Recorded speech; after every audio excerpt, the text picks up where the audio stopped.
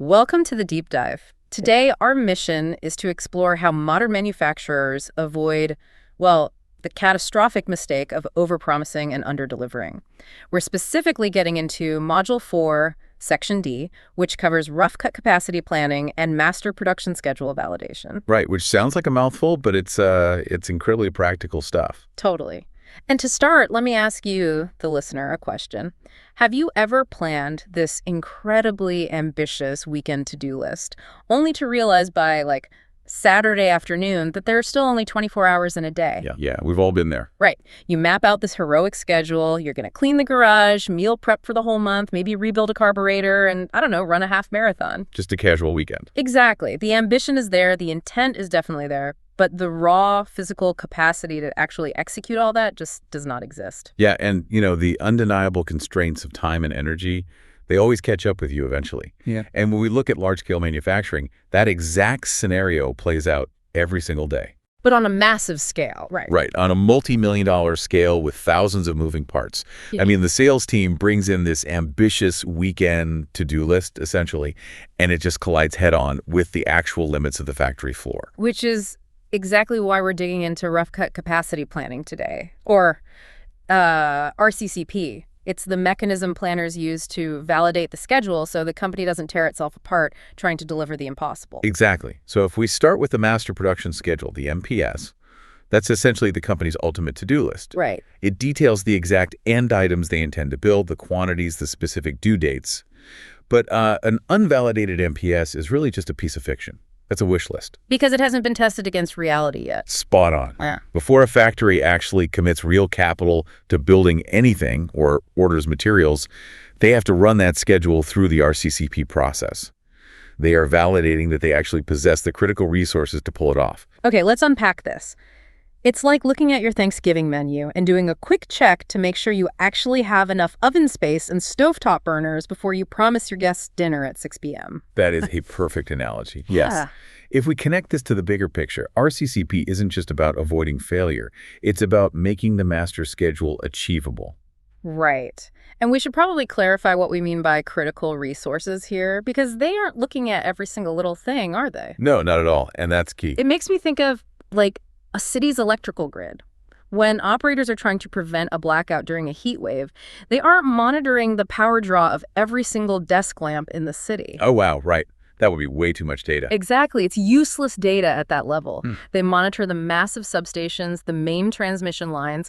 They only care about the bottlenecks. And that is the exact philosophy of the rough cut approach. I mean, if a master scheduler tried to calculate every single minute of labor for, say, printing the instruction manuals tossed into the boxes, the computational weight of that would just grind the planning process to a halt. So RCCP intentionally ignores those non-critical details.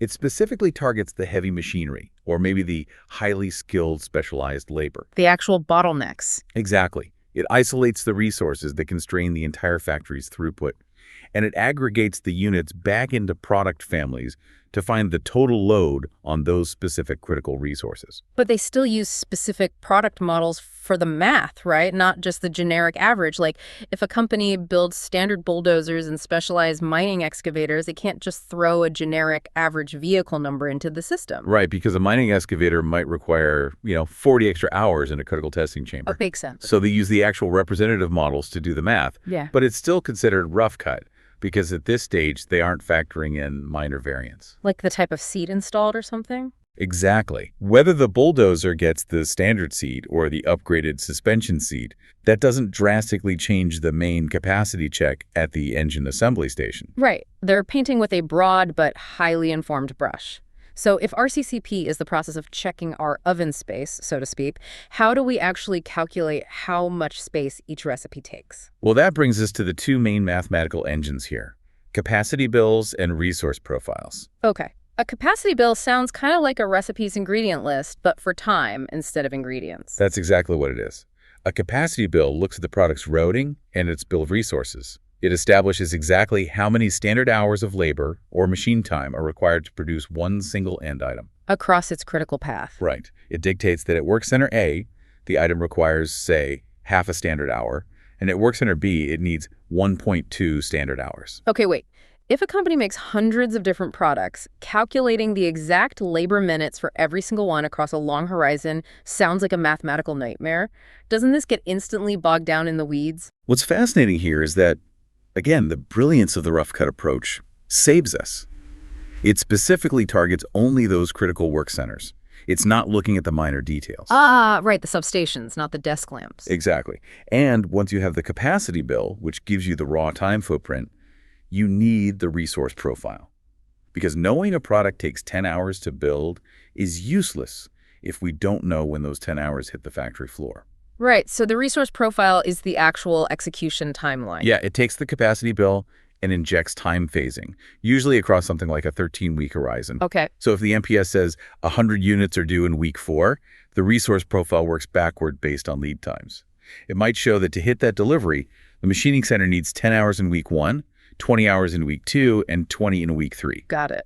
But even focusing only on critical work centers, the variables must be constantly shifting, like a machine goes down or a supplier is late. Oh, constantly. And that's why RCCP is a dynamic cycle, not a static quarterly report. The master scheduler is constantly taking in those change drivers and recalculating the load. Which they can only do quickly because it's a rough cut model. Exactly. You don't need a supercomputer to run it daily or weekly. Here's where it gets really interesting, though. What happens when the math tells us we are doomed? Like when the resource profile says the schedule demands more hours than actually exist in a week. Then the schedule is officially invalid, and planners have to fix it. Usually the actions fall into 3 areas.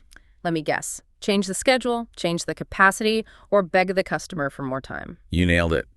You can modify the MPS dates and quantities, you can communicate with customers about delivery flexibility, or you can change available capacity. Let's look at the specific example from the source material, because the operational reality of this is just fascinating. It involves Work Center 1226. Right, so Work Center 1226 is a critical assembly bottleneck, and it has a hard capacity ceiling of 58.25 hours per week. 58.25 hours. Okay, that's the max, factoring in shifts, standard operating procedures, maintenance buffers, all that. In the original plan, the MPS calls for building 180 units of Product 1 in weeks 32 and 33. Right, and based on our capacity bill, Product 1 takes 0.36 standard hours per unit. Okay, so 180 units times 0.36 hours. That equals 64.8 hours of work. Yep, so suddenly we have an overload of 6.55 hours in both week 32 and week 33. Over 6.5 hours over the limit. If a scheduler just ignores that and releases the plan anyway, what happens? Disaster. I mean, the floor supervisor tries to force 64 hours of work through a 58-hour pipe. Machines get pushed past their thermal limits. Preventative maintenance is skipped. Workers are forced into excessive overtime. Yeah, worker burnout is huge. Yeah. Quality drops because people are rushing. And ultimately, you still miss the deadline, but now you've also burned through premium labor costs and damaged equipment. So changing capacity, like adding a third shift or outsourcing, erodes profit margins. And negotiating with a customer is a massive risk. So the best solution has to be modifying the schedule itself. Yeah. Load smoothing. Exactly. This is the elegant solution. Planners analyze that 6.55-hour overload. They know each unit takes 0.36 hours. So that overload represents exactly 19 physical units of Product 1. Just 19 units. Right. 19 units times 0.36 hours is about 6.8 hours. So to fix the overload, they just slide those 19 units out of week 32 and another 19 out of week 33. Oh, wow. And that frees up the 6.8 hours, bringing the total load down to 57.96 hours, which is just safely under that 58.25-hour limit. Exactly. It's under the ceiling. Now, those 38 units still have to be built, right? The total output is still 360 units. So where do they go? They get pushed to weeks 34 and 35. The planners shift 19 to week 34 and 38 to week 35. The peaks of demand are shaved down, and the valleys of idle time are filled in. That is so elegant. The flow through the factory just becomes steady. And the strategic implications of that are massive, because moving 38 units isn't just changing a spreadsheet cell, it ripples across the supply chain. Oh, absolutely. If we delay final assembly by 2 weeks, we have to tell purchasing to delay the inbound raw materials. Otherwise, we're paying to store inventory that's just gathering dust on the floor for weeks. Yeah, supply chain alignment is a huge secondary benefit here. Procurement optimizes ordering, warehouse space is managed better, logistics gets accurate shipping dates, the whole organization synchronizes. It's essentially a time machine for manufacturers. The scheduler's sitting in week 20, looking at the model, and they experience the crisis of week 32 before it ever happens. predictive visibility. It separates proactive manufacturing from reactive firefighting. So what does this all mean for you, the listener? Whether you're running a massive factory, managing a software project, or just organizing your own week, understanding the difference between an ideal schedule and a capacity-validated schedule is the secret to never missing a deadline. You have to map out those resource profiles and have the discipline to smooth the load before the pressure cracks the system. Exactly. But before we wrap up, there's one final thought I want to leave you with, based on all this talk about standard hours. Yeah, that's a really interesting concept to poke at. Right. We build these elegant capacity models assuming a standard hour of labor is exactly 60 minutes of consistent output. Product 1 always takes 0.36 hours. Which is fine for a CNC machine. The machine doesn't get tired or have a bad commute. But humans aren't machines. We experience fatigue, our focus fluctuates, our energy levels shift throughout the week, yet we treat a human hour on the spreadsheet exactly like a machine hour. It's a huge variable. Yeah. How do you think the next generation of rough-cut capacity planning will have to evolve to account for that? Will we see dynamic algorithms that account for the unpredictable nature of human energy on the factory floor? It's fascinating to think about. Can a planning system ever truly map the reality of human efficiency? Something for you to ponder. So the next time you map out that massive weekend to-do list, remember to run a quick capacity check before you commit. Consider your own standard hours. Thanks for joining us on this deep dive, and we'll catch you next time.